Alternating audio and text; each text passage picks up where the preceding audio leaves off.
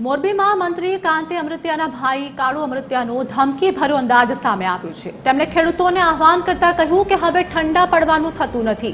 જો કંપનીવાળા ખેતરે આવે તો તેમને મારવા અને મારી નાખવા સુધીનો હુંકાર કર્યો હતો। તેમણે 15 દિવસમાં કંપનીને પોતાના થાંભલા લઈ જવા ચીમકી આપી છે। જો એવું ન થાય તો થાંભલા ઉખાડી ફેંકવાની ધમકી આપી છે। ભજન અને ઢોલ નગારા બહુ વગાડ્યા તેમ કહી 500 ગાડીઓ લઈને પહોંચવા તૈયારી દર્શાવી હતી અને કોઈ પણ મુશ્કેલીમાં ગમે ત્યારે ફોન કરવા ખેડૂતોને ખાતરી આપી હતી। આપણે જે તારને થાંભલા જેમાં નખાઈ ગયા 15 દીની મુદત આપી લઈ જાવ તમારા નકર અમે કાઢી નાખવાના।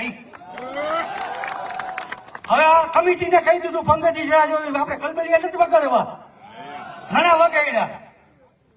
હવે બહુ ઠાઈકા અને આ ભજન ને ધૂન કર્યું એ માટે ઢોલ વગાડવા માંડ્યા।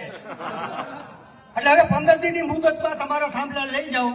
અને આજે વાવડી ગામમાં આખા ગામને ઉપાડી ગયા, પણ એ સરપંચનો ફોન આવ્યો કે અમે કહી તો આવો, બાકી આપણે 500 ગાડી લઈને જવાનું। ગમે અહીંયા કાંઈ થાય તમારા સાવણીના નંબર, મારા નંબર, ગમે ત્યાં ફોન કરો, 500 ગાડી લઈને અમે પહોંચી જશું।